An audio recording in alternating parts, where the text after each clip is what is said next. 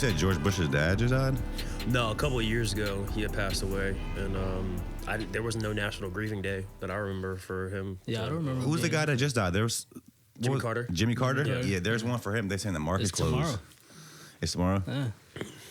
I guess he was a good president. Oh, no, I saw a meme where he was like, Jimmy Carter waited it out just long enough for there to be a worse president than him, which was Biden. I don't know anything about Jimmy Carter's administration, but Shit. Yeah, that's it's like a in meme. the 70s. He took over, and then there was like the oil crisis that happened and shit with gas.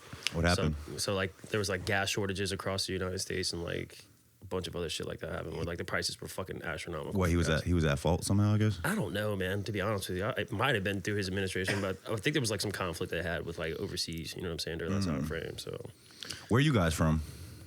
from Virginia Beach. Virginia Beach. Y'all both from the beach? Yeah. Oh, okay. How old are you guys? I'm 35. Yeah, I think you told me on the panel. How old are you, bro? 38. Okay, so y'all don't know shit about Jimmy Carter. Nah, we don't know about no Carter.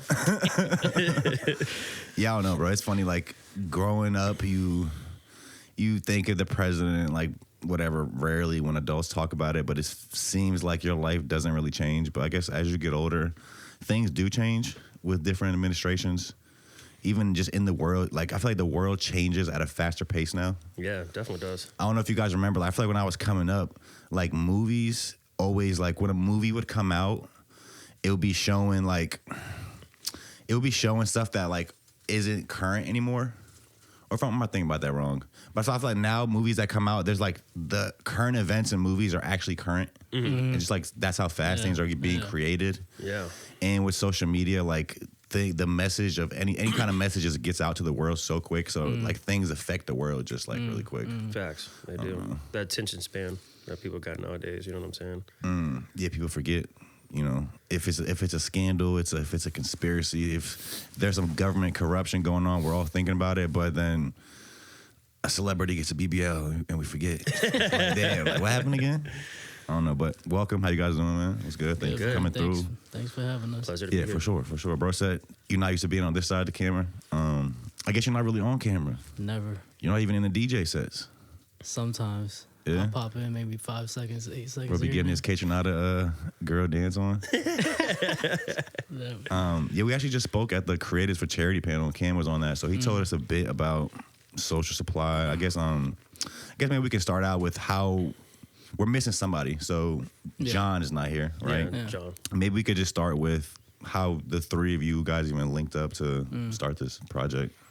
So initially, in 2020, the pandemic hit pretty hard. So all of us, John was having house parties, you know what I'm saying? And Ivan was bringing a lot of people through to that. And they're like best friends, you know what I'm saying, since like knee high. So a lot of my friends were going over there. And I was like, dude, I want to pop over there. I need some social energy, you know? And we've known each other throughout the years in some kind of way, you know, sitting around the same circles. But I didn't really like hang out with them.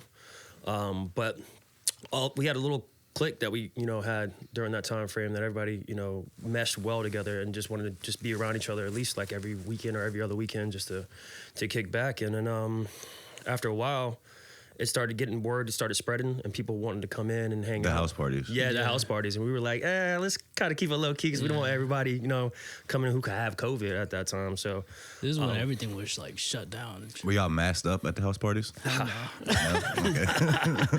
that's why we wanted to keep it tight knit, you know what I'm saying? Hell no. So over time, you know, I think it was John's birthday. He had a slow dive. And then it was like before slow dive had opened up and it was like a speakeasy kind of vibe. And we had a bunch of people roll up there and I was looking at all the people around. I was like, damn, there's a lot of beautiful women in here. There's a lot of cool cats. And then I remember going back to the after party at John's and I was talking to them. I was like, yo, like we could really do this like as an event. You know what I mean? Once the time is right kind of deal. Cause I had done some events in the past.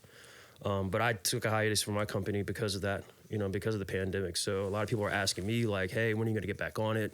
You had an event planning company? Or? Well, yeah, same. It's kind of similar to what we're doing now, essentially. But it was called Headhunters back then. It was with me and like 2 other friends. Oh, you told me about that on the panel too. And in the moment, I didn't say it, but I was thinking it reminded me of MILF Hunters. I remember that porn site back in the day. Hell yeah. That might have been like the first porn site I was like ever visiting as a kid. But yeah, so you're doing Headhunters. That kind of fell through. You guys meet. He's doing the birthday party. Yeah. So then he has such a great creative eye because he's a photographer. He's an amazing photographer. And John had a lot of the homies around too. You know what I'm saying? He provided the cribs. We were like, hey, why don't we all just get up and just try to plan it out and see what we could do? So a couple of other friends that are on the team now, they wanted to join in and just support and see how we could grow it out. And we took a risk. We went out to scout locations, and I guess Ivan was on the boardwalk one day, and he had seen that this place called Ocean House had built a brand new deck like above that, you know, was maybe built for like 3 or 4 months in. And he was like, yo, this spot is perfect, bro. And I was like, I don't know anybody in that building. And then actually, coincidentally, our homegirl, Vivian Rose, she worked there. So I was like, bartender, I was like, oh shit, we got to in. So let's try to see what we can work out. And they gave us a chance. And we got out with Javi Lopez. The GOAT. Yeah, the dude, man. He set us up with an amazing setup. And it was like towards the front.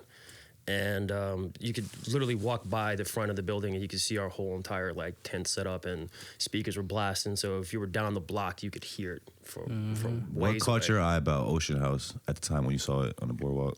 I mean, it was new. It was like second floor, open air. You know what I mean? The only space that's like that down there is what?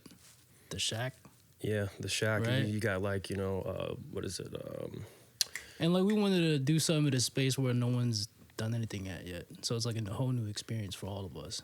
You know what I mean? Yeah, so I would say the venue does play a big part of it. 1,000%. Like, no shade to our house. Obviously, you know, I love what they're doing over there. But like doing like a party vibe at a house, I don't think it feels the same anymore. Like in high school, like house parties were cool because it's like all we knew. But I think now, like as an adult, you want to be at like a nice establishment with a bar, with, you know, I don't know. I think the venue plays a big part in it though. It does, definitely. Definitely. And then like them having it like right off the other side of the, like the back part of the building had the water. Like you could see the beach, Yeah, you could see, that shit is you know, so the dope. waves and everything. So you could sit there and chill out in a corner if you wanted to, vibe out, or you could be a part of the actual party. It was, it held up to like 400 people. So you had enough space to kick it and chill however you wanted to do it. So You ever been? To Ocean House? Yeah. I don't think so. yeah. Was there has there been an event there? To be honest with you, I Yeah, don't know. I know they heard be too having much. DJs every now and then. I don't know. Maybe if I seen it, I can't remember right now. I guess when you guys like originally started, was it always like intended to be like DJ centered? Yeah. Yeah. Yeah, most definitely. Most definitely. Because we had a lot of great DJ friends that we've known throughout these years, you know what I mean? And just for them to be able to get back out there to the public and then also have more of an event instead of just a party, that's what we were going after. You know, partying, it's cool. You know, we're kind of older now, so we wanted to make sure that if you came to our event, you could have like a social networking kind of aspect. So throughout the people and relationships we built, you know, throughout our own entities outside of ourselves, you know, people were just coming in. So you don't know if you're going to get like a business owner coming in. You know, we've had city council members come in and check it out, you know, from the city. So it's just, you know, different type of vibes, different groups of different people, and it just all kind of gelled in, and it created its own monster at that point. So Ocean House was 400 max capacity. What do you think is the sweet spot as far as capacity for the events you guys throw? Oof, that's a good question. I think 4 is a good spot for me. Yeah, I would say 4, but it depends on what we're trying to accomplish, though. You know, sometimes you want more of an intimate kickback, so like 250. You know, so it's not a lot of people just on top of each other. Pause. I know. I hit you before you could get me this time, I Bass. was gonna let it slide. Yeah, if we want to be super intimate, pause, we take it to the living room and just control like up to 30 people type deal. You know what I mean? To the living room? Yeah. Oh, like in the actual That living room? Living room set. So Yeah. But for us, we're trying to grow and scale. So, but 400's been a good number for us for the past year or two. What's annex capacity? Annex capacity. 650. I think it's 460. I think it's like 500 really if you're pushing it. How many people were in there on New Year's? 465, I believe. It seemed pretty packed in that bitch. Oh, Yeah, but we had, I mean, a lot of people were coming in prior to like 8 o'clock saying, yo, is the event really sold out? Like, can we buy tickets? And we're like, dude, it's really sold out. And there was like caravans of cars coming by trying to check it out. Yeah. So we just had to tell people you got to wait till 12. More than likely, people can bounce and then you can come in, you know, but we got to take care of the people who got those pre-sales. Yeah, New Year's was fire, bro. Like we were talking about Assembly went crazy. Annex was crazy. It was really fun. I don't think I told you this yet, Karen. But so we were at Annex, and then Gabe, or I think it was Gabe DJing at the time, but he started like the twerk competition on stage, and my friend that was with me, Avery, tried to join it, and the security turned her around, and I was like, it's the first time I've ever seen somebody get like turned around from twerking. I was like, yo, I have it on video too on my glasses. Oh shit.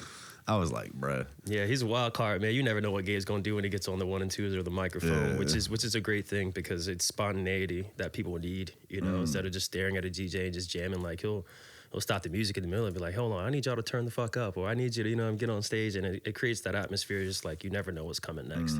I asked about the capacity too because I was talking to Carrie Ann, and we were just talking about just how big our scene is, and she kind of put it in a different perspective for me because I'm like, okay, there's like hundreds of thousands of people in this area that we could get involved with like the stuff we're doing. But then she's like, okay, how many of those people are adults?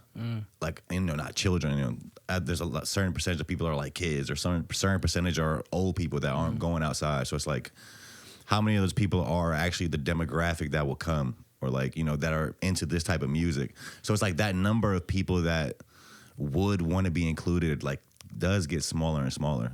It can, but it depends on what the venue is, because like, say for instance, we just did something at the Mocha with Thank You Gallery, and there was an older generation that was there, hanging out too, just kicking it with about a lot of the younger cats, out there and just jamming out and vibing. So I think it's truly based off of where they feel comfortable going. When we first started our first events, we had it kind of open to the public, where kids were people were bringing their kids up and they would jam out and stuff. But we were like, we probably should scale that back because of alcohol consumption and people being around drinking and stuff. So that's when we made it 21 and up. And really, our demographic is 21 to like damn near 40, 45 people. You don't truly know, man, who's gonna pop up. So it's that eclectic for us.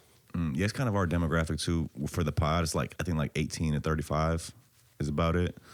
Okay, so you're trying these different events with Headhunters.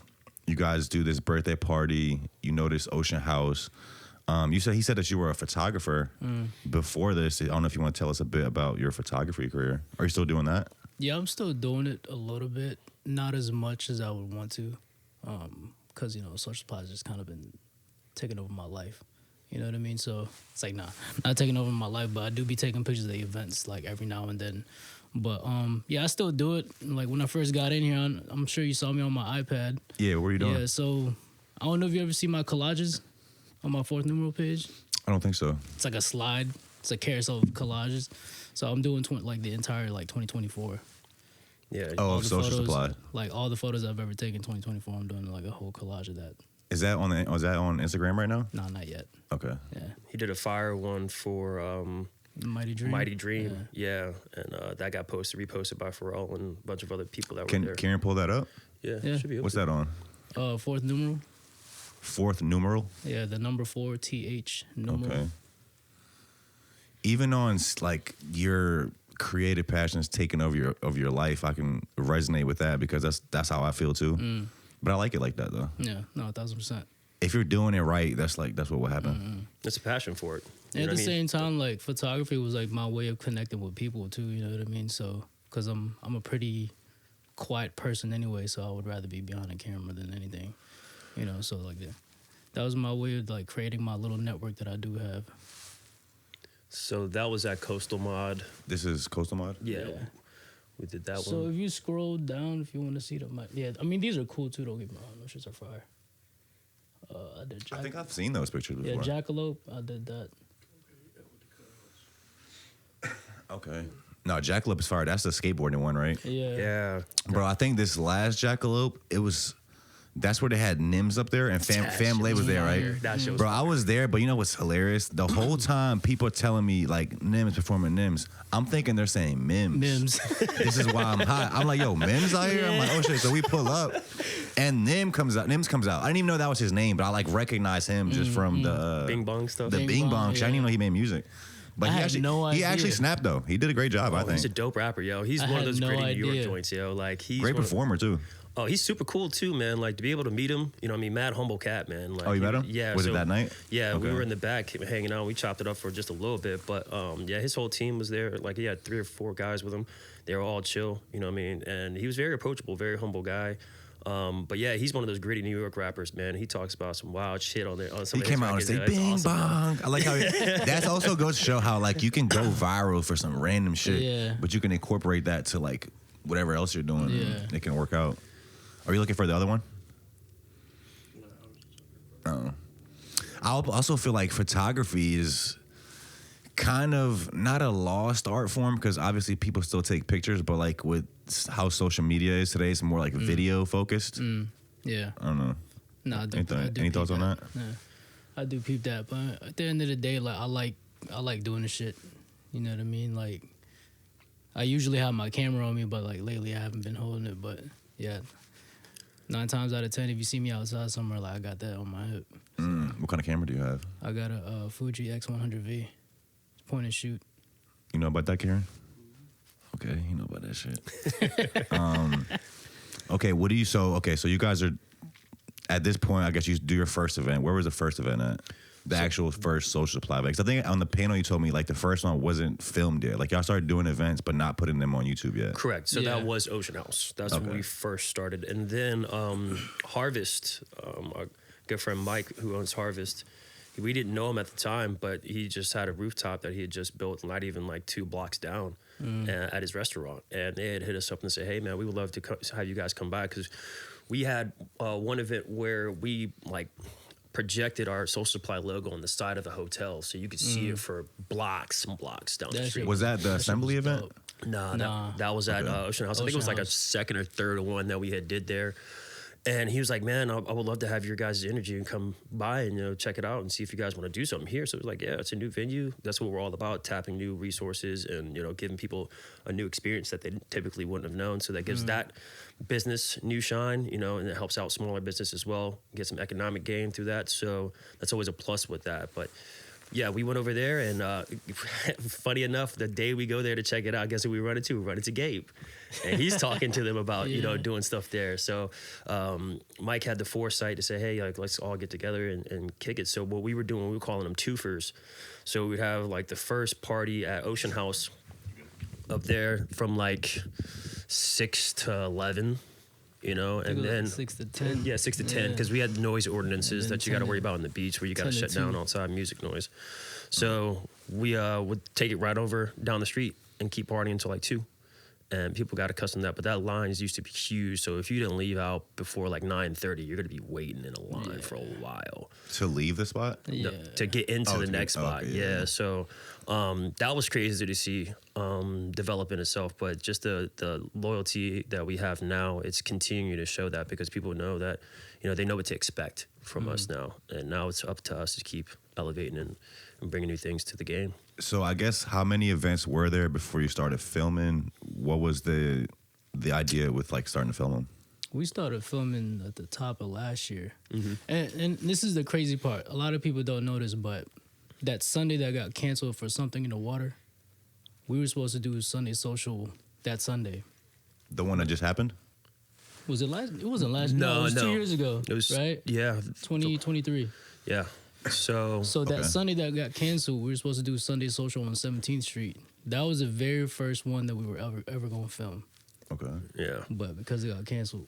Yeah, so we had worked with Robbie Wells and his team, and they gave certain teams certain stages because they wanted a lot of the people in the city from like the very first one they had before they brought it back. They were complaining there wasn't enough community involvement, community artists, and things of that nature. So he had to reach out to a couple of teams when we were one of them to say, hey, like, would you guys be interested in curating one of these stages? So we picked 17th Street because closer to all the action, so people ain't got to walk down for the most part. But we got up with some other teams, and they were able to, do their thing as well. But our day got rained out. So based off of insurance policies that they all got and stuff like that, it was like, thunderstorms may come, so you got to shut down. I was like, damn, the one day that we were going to do our thing and pop off.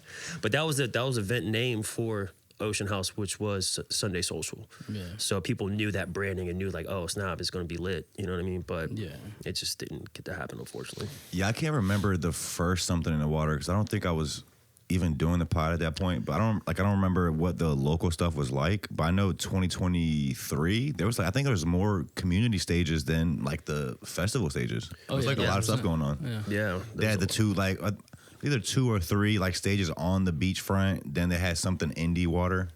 back at like, it was like a couple blocks back, like on that inside that place. I forgot what it's called. They had a lot of stuff going on though. My whole thing with Something in the Water is like, I want to see them do stuff throughout the year to keep that momentum going till the next Something in the Water. That's been mentioned before in the past in conversations that they would like to like maybe get into like sponsoring some events and, you know, throwing branding on there. But I don't know what's manifested through that. You know, there's a lot of teams and things that they work with and, you know, that are, I think they're not locally based for the most part, like from New York and stuff like that. So having to do all of that, but also have insurances because of that branding, you know, there's a lot of steps to do that. So to have that Something in the Water name attached to your thing. And the branding attached to it. So if it does happen because of what's going on with the city now, who knows? There could be something that could transpire. They're not having it right now. They mad at for real. I mean, that's kind of essentially what the Mighty Dream was, right? In a sense, it was like a continuation of what they were trying to do. That was a great example of it. Yeah, I wish they would keep doing that. Mighty Dream was fire. I almost forgot about that. Like, I remember just standing on the corner outside of the building. Like, it was like everybody just standing out there. Yeah, it was cool. Yeah, it was crazy where they built that big old dome. I was like, I ain't never seen nothing in Norfolk I just like wish this, they bro. did it on the weekend opposed to, was it like Wednesday, It's like Thursday? Thursday, yeah. It was like Wednesday and Thursday. It was like the middle of the work So week. random. I can't remember. I think Drum shot a music video out there too that day. Like, it was like the one where Sonny was like sitting in the car. Can you pull that up? I forgot what it's called. Type in Drum. It was like a Bakery Boys music video, I think. Yeah, they had he was doing his album or his project release, and he was doing like a listening party right outside of Assembly, like out in the street, and mad people were just coming up and kicking it with him and listening to his new music. I thought that was pretty dope. So who was the first DJ to have a set like that was filmed? So it was Gia. Yeah, Gabe and Gia. Gabe and Gia. Yeah. Yep, they were the first two. We had just started working with Gia, and Gabe had her do a bylaw, I think. I think that was the first one she's ever like done for us, right? Yeah, I think that was the very first one she did because. Oh yeah, this is it right here. Is this the one where Sonny's in the car? I think it is. This was hard. Yo, Bakery Boys was short-lived, but they were snapping.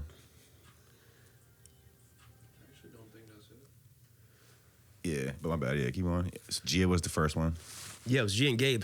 And it was like, you could tell if you look at it, it's called Pilot. You know, we just put it out there as the title. Y'all called it a pilot? Yeah. That's fire, though. Because it was like, you know, we didn't really know what to expect. We were just chilling, vibing. None of us really been on camera, like, doing any of that kind of stuff. So it's like more so just having the homies come over and just telling people, just kick it, man. Whatever, it's captured, it's captured. And they did a great job with the music. And, you know, we just try to follow it up with consistency to bring it out with other DJs. And, you know, but those two were the first.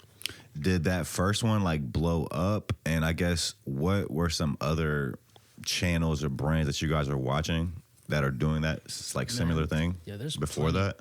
I mean, so like Apartment Life was definitely one of those channels that we were watching. Apartment Life. Yeah, Apartment Life. Okay. So like, you know, somebody's apartment. So like, the inspiration did come from them. You know what I mean? So, and Boiler Room is one. Yeah, we And watch a there's lot plenty of of others. Noise Complaints. Yeah, there's too many nowadays to even count. But yeah, Apartment Life and Boiler Room was definitely one of those ones that we were watching a lot. You know what I mean? So one day we were just like, man, we're capable of doing this shit too. So why not? Yeah, And we got all the tools. I know how to work cameras and shit. So like, why not? exactly. And this all we doing was capturing what we did during the COVID pandemic before we started. You know, it was just kickbacks and having just the homies over. So it felt natural. It didn't feel like we were forcing anything At all. So it was just the next evolution of just trying to get us, you know, out there to the public in a different way, but also the world, and just trying to showcase, because YouTube is such a big platform in itself. So now this isn't just for Virginia, you know, like our local events are. So we wanted to get the DJs even more shine. So how do you take that next step? You gotta do some stuff digitally. And we felt that was the best natural fit for us in the evolution of what we were trying to do. Yeah, we feel the same way, bro. Or just like, I remember growing up just seeing famous people do stuff. I'm like, bro, I could do that too. And it's like, nothing is really a new idea. I mean, there's millions of other podcasts. We started a podcast. You try to be unique. You try to put your own twist on stuff. And then even like reaching the world, like, yeah, we want to do things that shine a light on Virginia people, but that doesn't mean we have to only do stuff in Virginia or like only cater to people in Virginia. We can incorporate people from out here, but still like try to try to cater it to like people from outside of here too. Yeah. And I mean, based off of what we've been able to do, it's given them the right amount of exposure for people outside of our area to, you know, get gigs and stuff like we had talked on the previous pod or the panel. Just the opportunities that some of these DJs are coming back to us and saying that they're getting and they're being afforded because of, you know, their videos and, you know, it's being seen by the right people. That means the world to us because that's our mission statement, man. Our mission statement is to elevate the talent and retain the talent, though, you know, and show them that you can make something from here and be global from here. And there's pockets of that just need to be exposed. I think retain is a key word there because a lot of people just do things and kind of just feel like they have to move to go to the next level. But with like stuff like this, you can kind of keep building new levels in the city. Like you can reach the ceiling, then you can just build another level on top of that. Go a little further. The DJs and then also the venues. I know Kella was telling me that there was like a bunch of people that signed up for membership at the Mocha that night. I kind of just had my first small taste of that, which would like Bobby Blaze just did this hot chocolate event at this cereal bar in Hampton. And I filmed that and we put like a little thing out. Kind of went up on Instagram. She got like 1,300 likes. It got like 30,000 views, like the post. So I think we did like help the venue get exposure a little bit. They're like a fairly new venue. The dude like messaged me and was like thanking me and stuff. Yeah, that's dope. So that was a cool feeling. Yeah, it is, man. When you're impacting these people and giving them promotion, you know, that drives up that economic development that we talk about. And I think that's very important in the spaces that we do touch. We build that relationship because a lot of people would just turn and burn the bridge and just, you know, do some wild event and then, you know what I mean, not take care of the house and stuff like that. But with us, we always maintain our relationship because you never know who's going to be in a room with that person speaking highly about you or anything like that. And we've gotten opportunities based off of being that way, you know, and catering to these businesses and making sure, hey, like, you want to max on your bar sales, do it. You know, that's what we're here for, to bring you that clientele to elevate your numbers, typically that you wouldn't have in a normal year, you know what I mean, or that day in the year, something like that, and gives them something to look forward to as well. So, what do you mean, do you want to max on your bar sales? Like they wouldn't want to, or? No, they would. I mean, most people, you know, you want to cut deals and stuff like that, and promoters will cut deals where you get, you know, percentage of bars and stuff like that. That's not really too much of our style.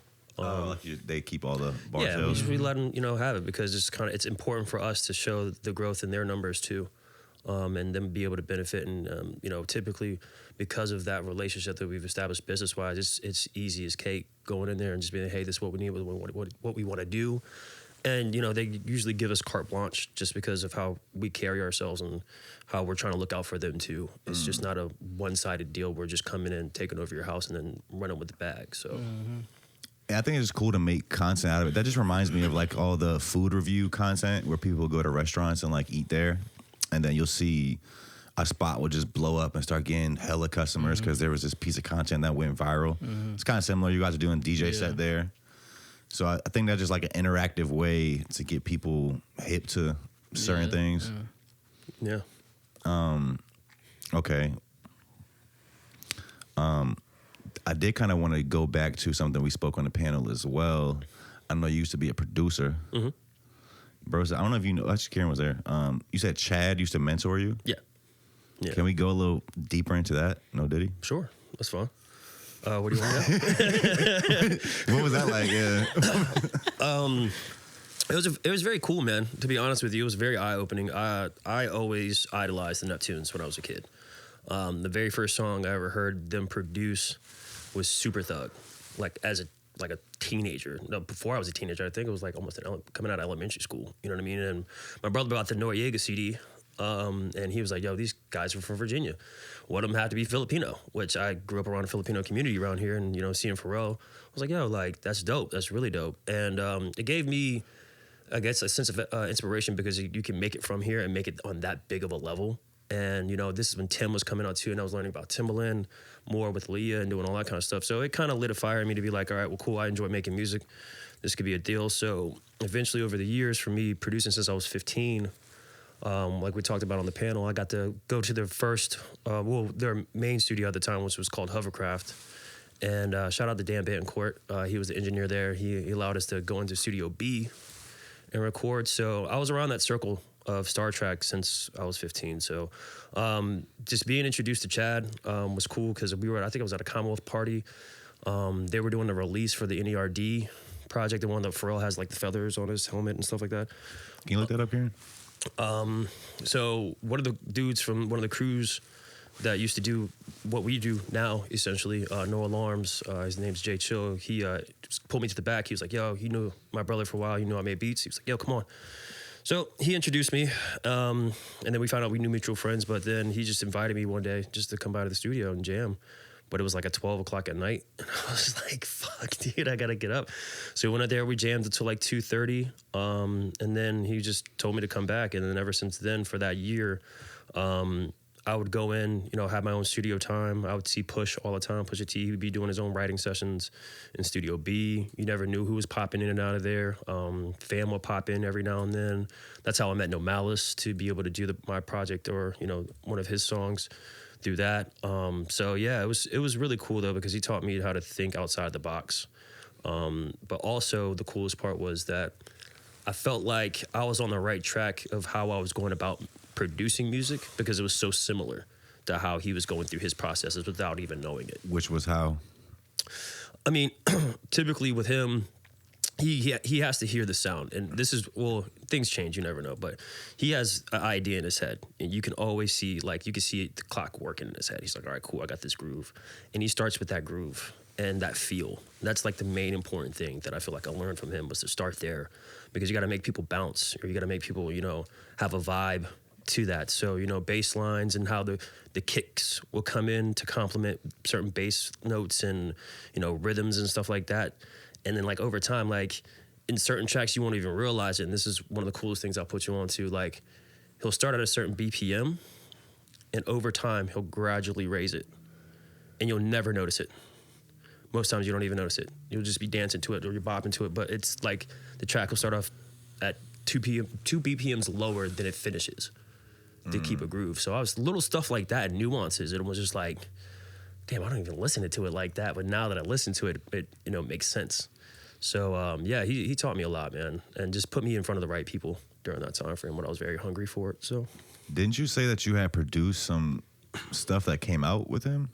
Yeah, so I did a song with him with Stally from Maybach Music. That's what it was with Stally, yeah. Yeah, so it's what was the track called?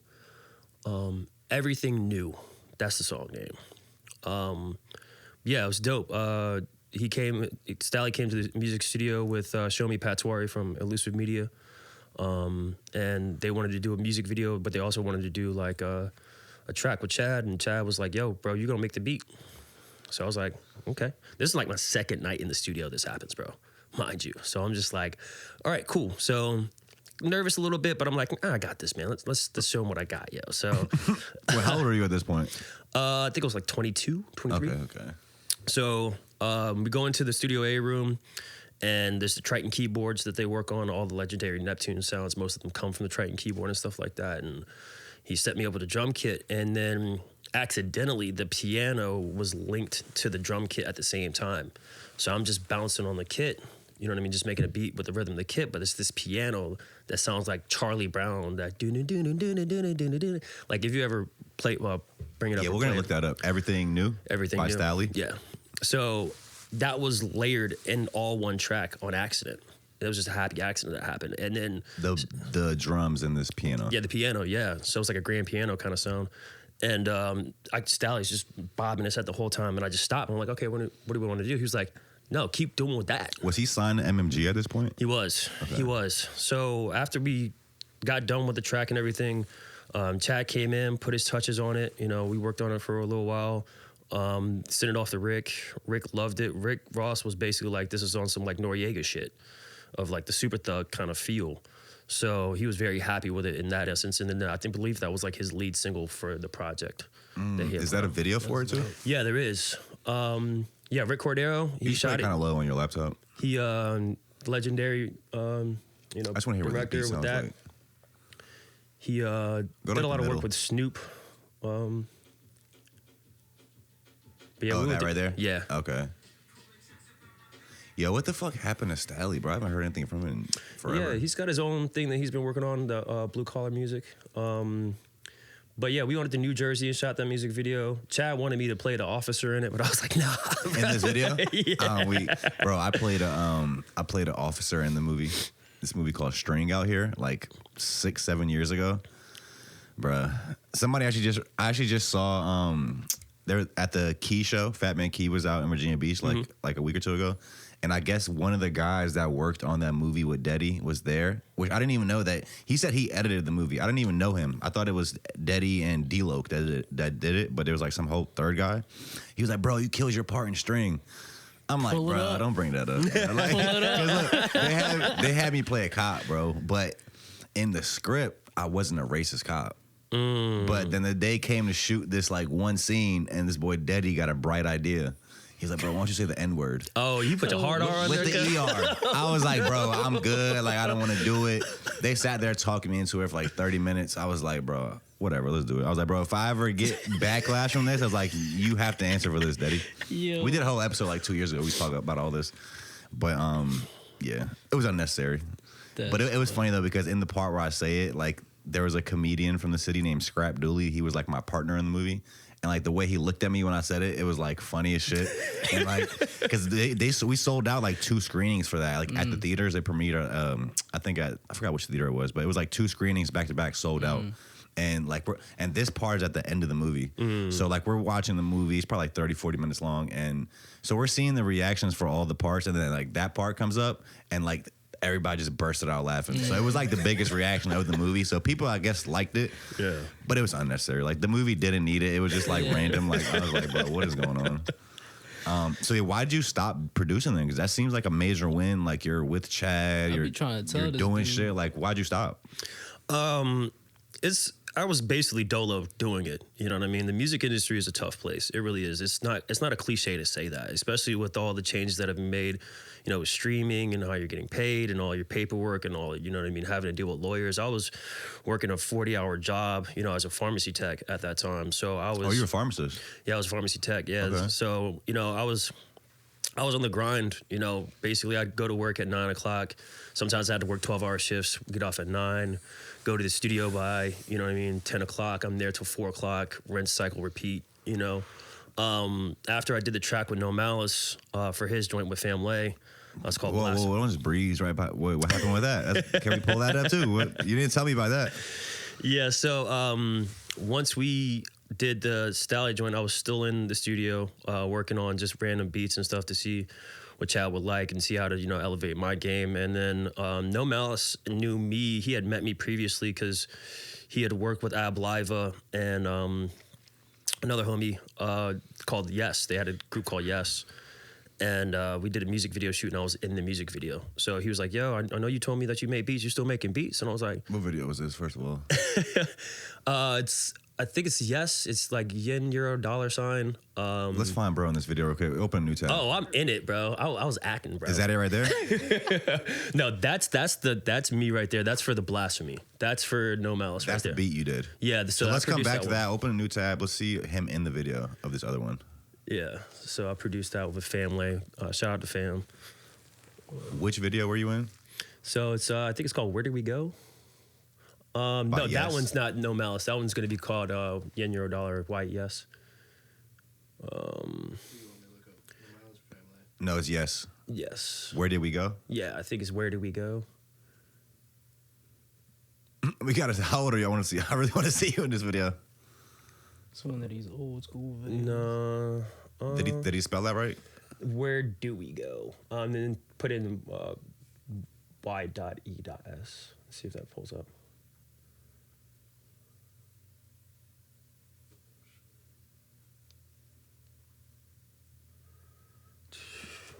Is it still up there? I know it's gotta be. He can find that. He'll find that. Yeah. So this is the same night that you did the Stally joint. No, this is like 3 weeks later, like a month later. Okay. And this is when No Malice first turned into No Malice, like he born again Christian rapper. So he was called Malice at first, right? Yeah, he's still now he's back to Malice now. He's back to Malice. Yeah, he's back to Malice. He's doing a Clips album. Okay. So yeah, so he just asked me if he was like, yo, you got any new beats, man? Remember we talked about you doing beats? So I was like, yeah, man. I was like, I don't know if I have anything for you because I don't know what you're doing with your sound is concerned, because they're like, is it Christian rap? Is it like still gutter with the beats and you spitting some Christian stuff over it? So he was just like, just cook up something and just send it to me. So I made the beat probably that night. It took me about like 30 to 40 minutes. I just, wanted to keep it very simple because Malice is very good about floating in rhythms in space. You don't have to have a lot going on for him to sound amazing, for his lyrics to shine. So I just try to keep it as hip-hop and simple as possible, so he could take it anywhere he wanted to. And he had came to the studio and he was like, what you got for me? So we went in Studio A and we played it, and he was just put his head down, and I was like, oh shit, I don't think I hit the mark on this one, bro. I was kind of shook inside for a second. I ain't gonna front. Yeah, so then he nods his head, he starts nodding his head. I was like, okay, he's there. And then he just leaves out of the room. And I was just like, oh, this ain't the one. But then you just hear him say, thank you, God, Jesus Christ, whoa. And I was like, oh my God, fuck yes. I did it. So he comes back in, gives you the biggest hug, and he was just like, bro, this is it. This is gonna be one of them, bro. This is gonna be one. So I was like, oh my God, thank you. I passed the litmus test. You know what I'm saying? So was it on some Christian vibes or? No, I mean it was just conscious rap.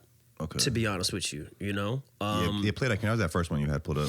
So yeah, that's the video. We shot it. This is the video. Yeah, we shot it at his crib. It was kind of dope. It was on my actual birthday that we shot it. He's got a half pipe in his garage, which was pretty sick. Are you in this video? Yeah, you'll see me here and there. You'll see Chad in this video as well. But You turned up a little bit on your laptop. I called him up to try to come out, and he did.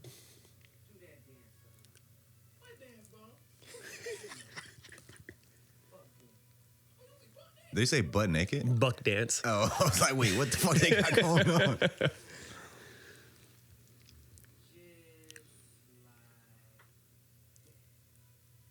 What is going on?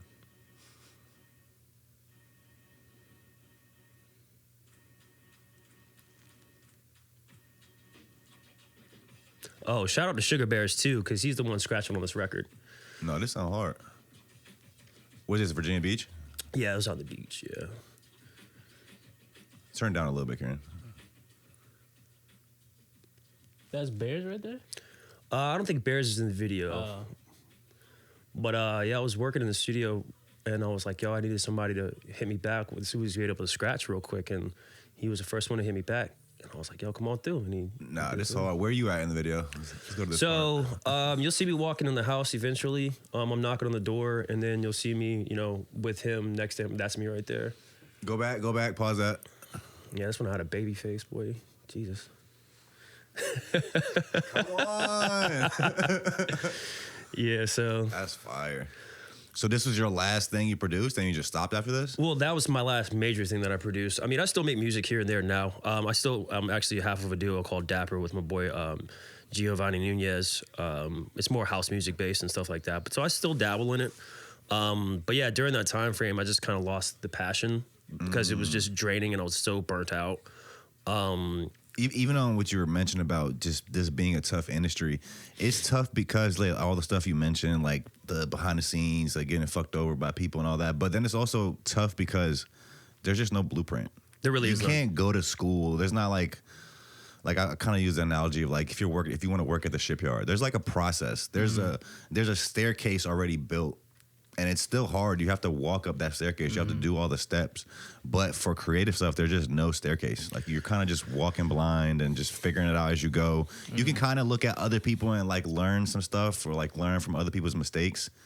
But with this, like everybody's journey is kind of unique. So there's just no blueprint. That just makes it tough. It really wasn't. And especially how young I was, it was just I was so ambitious and so hungry that I was impatient sometimes, and that was my downside. Sometimes I probably did block a couple blessings that could have come my way because I was just so ready for it, and I was just on the grind so hard. I just wanted to see the payoff, as quick as possible and, get to it. But, it's a slow grind. Sometimes it's a slow burn. You have to have patience, and not everybody works on your time or vice versa, so just as I got older, I realized that, and it actually helped me out a lot better for what I do for Social Supply now.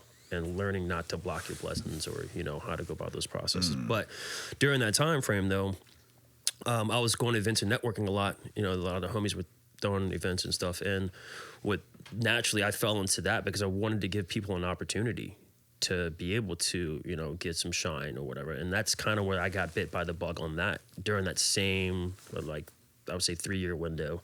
Helping others. Yeah, and just being like, all right, cool. This is kind of what I enjoy here. This is kind of what my passion is. And then it just so happened, you know, during that time frame when it was nothing happening, that we got into contact, and you know, he helped me take this and help the whole entire team to the next level because of his creative visions and stuff. Ivan is a hell of a creative dude, so I just was wanting to play more of the role of just the networking connector, and you know, being able to talk to the venues and do all of that. And this guy right here takes care of all the creative with his brother Brenner as well. Shout out to Brenner, man. I don't know about Brenner. I know about you guys and John. Yeah, Brenner's my older brother. Yeah, He has a part in Social Supply too. Pretty much, yeah. Yeah, definitely. A lot, actually. Yeah. He does a lot. Like everything that I know, like nowadays, I learned from that dude. You know what I mean? Like when it comes to like media stuff. So, yeah, he plays a huge part, man. Especially like bigger projects. Like he's the manager when it comes to that. You know. Definitely keeps us organized. Definitely hell of a reliable source just to, you know, be able to just to talk. You know what I mean? And just be like, all right, cool. How much older is he than you? 4. Okay. I have a brother I'm 4 years older than. I'm the oldest brother. So they always looking at me. How old are you? I'm 29. Okay. I have a 26-year-old brother, 25, and I have an 18-year-old brother or 19-year-old brother. So I have like 4 years younger than me and then 10 years younger than me. But they're smarter than me. I was always the one like doing dumb shit coming up, like in high school, and like, probably did every dumb thing you could do. But they kind of were like more chill than me. They didn't really get onto the stupid shit. I was just talking about this with Alana earlier on her show, but on helping others, it's like when you attach your passion or your goals to like something that's bigger than yourself, I feel like that gives you energy and motivates you to keep going. So it's not like just Off-World, for example. I want Off-World to be a catapult or like something that can make my dreams come true, but also other people's, and that just makes it easier to keep going because it's not just this selfish thing. So like, yeah, helping others will give you drive. I do want to get back to Social Supply, and I know you guys are talking about innovating a bit and trying out some new things, like what you guys are doing with that. But I guess before that, what do you guys see for the 757 scene in 2025? I feel like things are looking great. I think we're gonna make some new headroom, reach some new levels. Just as far as the scene is concerned, I feel like our events, our stuff that's coming out, our projects, everything is getting like higher quality. So it feels like we're getting to that threshold where it's like it's time for like bigger things. I don't know. What do you guys see in 2025 for the scene? Okay. I mean, I feel like it's like a resurgence of the scene that I feel like is gonna get catapulted even further. Especially within the past few years, more teams have been coming out and, you know, doing their own thing and trying to throw events. And we've had a lot of collaborations now within the area, more so than that used to be with, you know, a lot of the older players in the game. So I think in 2025, you're probably going to see a lot more collaborations happening, you know, to grow and scale. I think it's a good idea for the most part, because you never know when a big opportunity, if the city looks at you for something. And you never know what opportunities could come by to where it could be a big scale event. And you want to have, you know, a collective come together and work together. Like, who could you trust in other teams? And, you know, to be able to build that rapport this past year with a lot of teams is preparing us for Social Supply to be more organized on our end in certain things and, you know, learn how everybody else works as well, because you can't control everything if it's a collaboration. So us being able to, like, work out the kinks and do that process has been a great thing for us for 2024. But for 2025, I just see more growth in the scale. I think we're probably going to see a lot more people recording their sets too. Like, you're starting to see like DJs do that on their own now, like at the crib. Like Vega's one example. Like he's been going off. Shout out to Vega, dog. Yeah, Vega. He's been doing his thing. You know what I mean? So yeah, I think we're gonna see more of that this year. I can see more of us going viral and reaching further, and then like more people from outside the area like wanting to come here and be included and involved with what we have going on. That's already happening, you know, on some real. Are you guys the one? I think that was Traptastic. Well, I do want to hear what you're talking about too. But who was that one comedian that's also a DJ that came. Oh, Zach Fox. Yeah. That was an example of that. Yeah, and I mean, a lot of the artists, you know, for 2025, I think you'll see bigger name artists come here in DJ sets.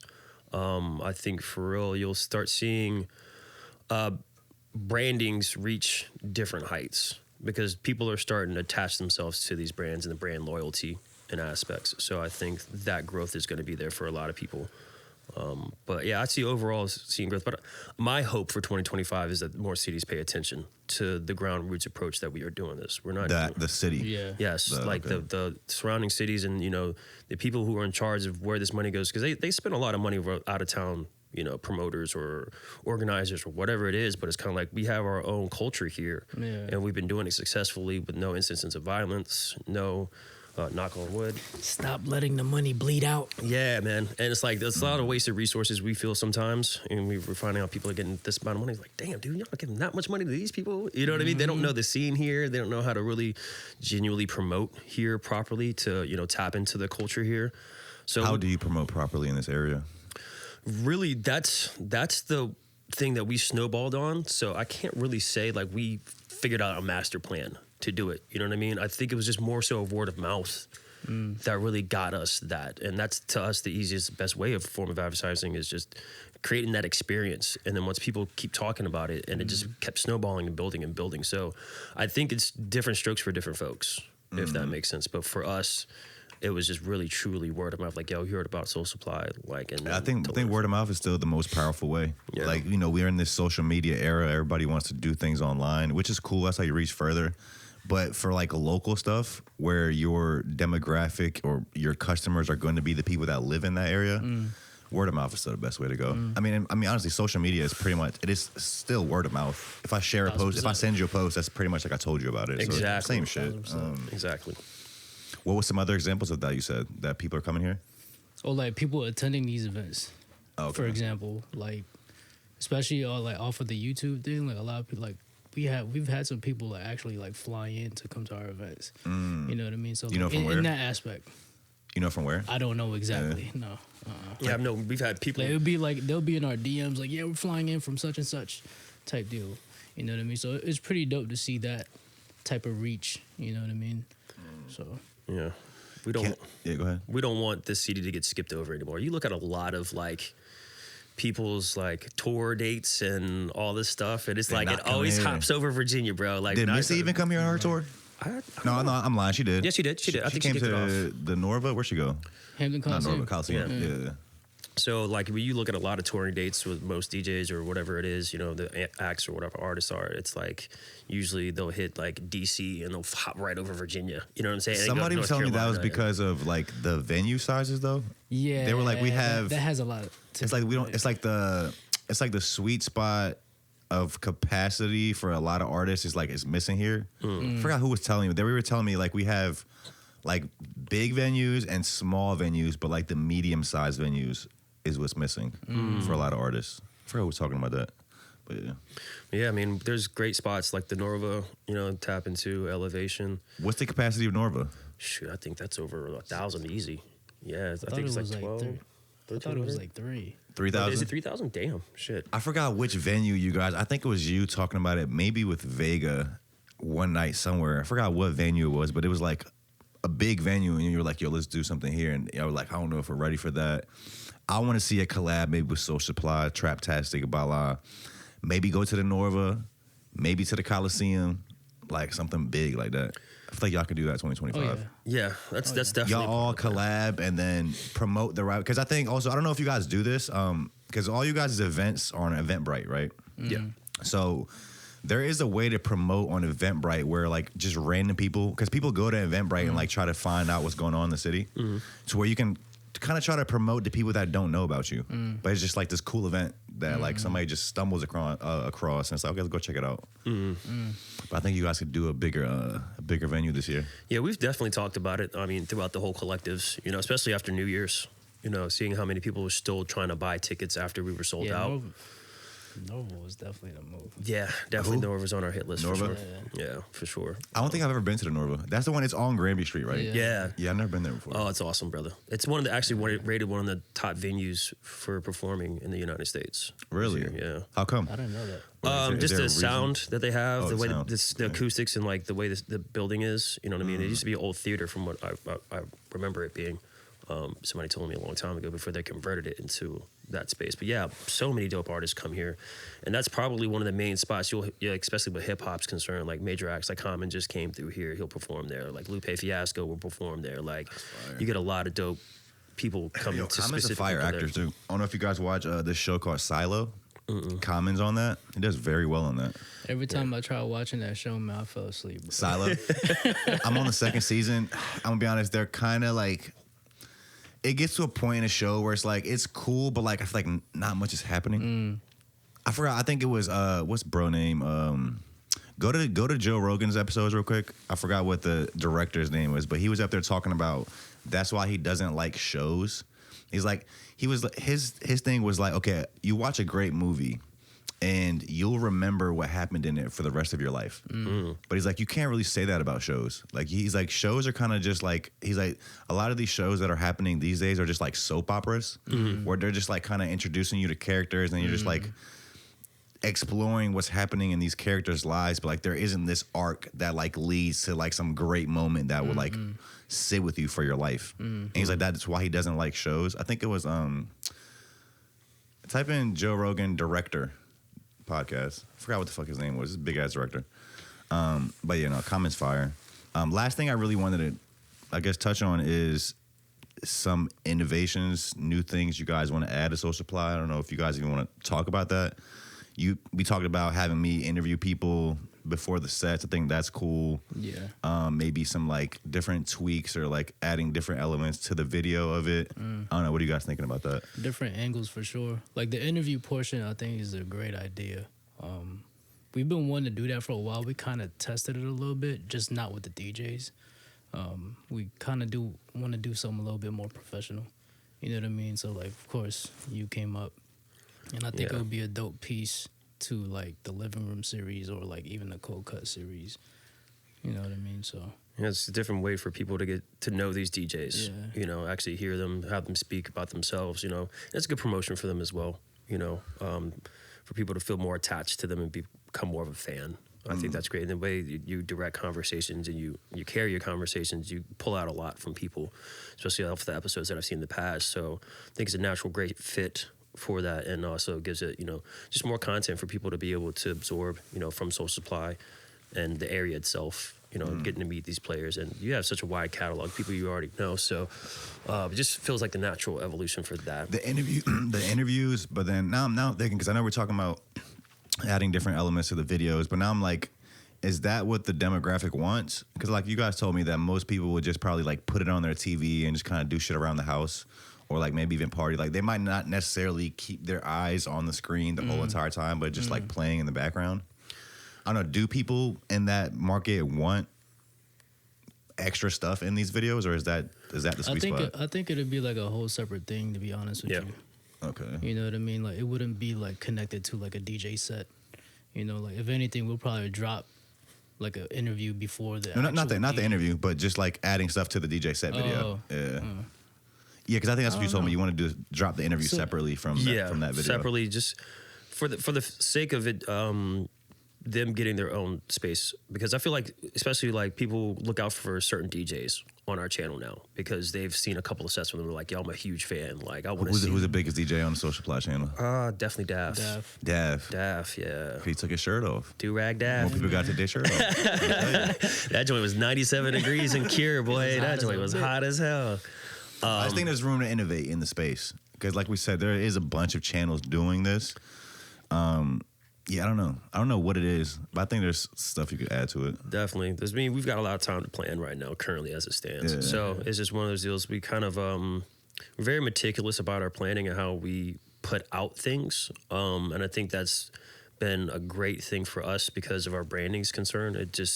We want to curate that quality so we don't rush anything. It's also good not to rush it. Kind of just taking like the Apple approach. Like Apple will incrementally change small things where you might not really notice it year by year, but if you look back 10 years at the iPhone 10 years ago, it's like a drastic change. Yeah. Oh, yeah. But like they find something that works that people love, and they continue to give you that while it's changing small things or like taking really what Apple does is what Android did 5 years ago. It's like they like Android is their test dummy. It's like they look at what people love about Android, then they're like slowly introduce it to the iPhone. Yeah.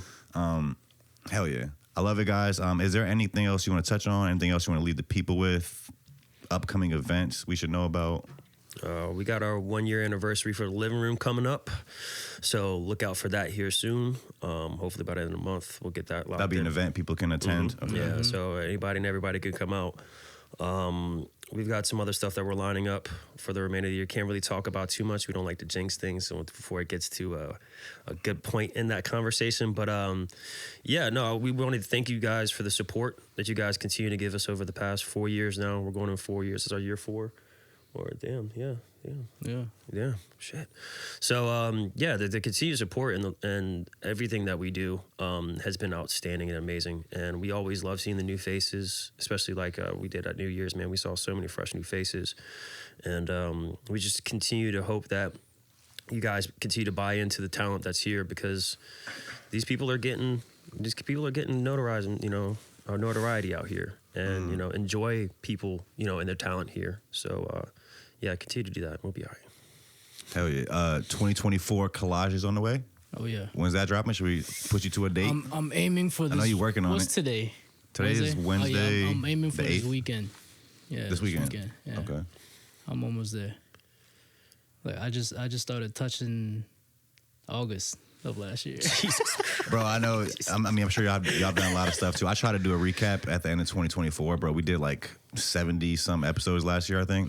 It's just too much, bro. Like I gave up. Bro. I started I got like 2 minutes into the video, and I'm like only like 3 clips in. I'm like, bro, it's no point to recap it. Like if people want to go watch it, they can watch it. We have too much stuff, and we're just gonna keep going. So it's like I don't know. I couldn't figure out a cool way to recap it.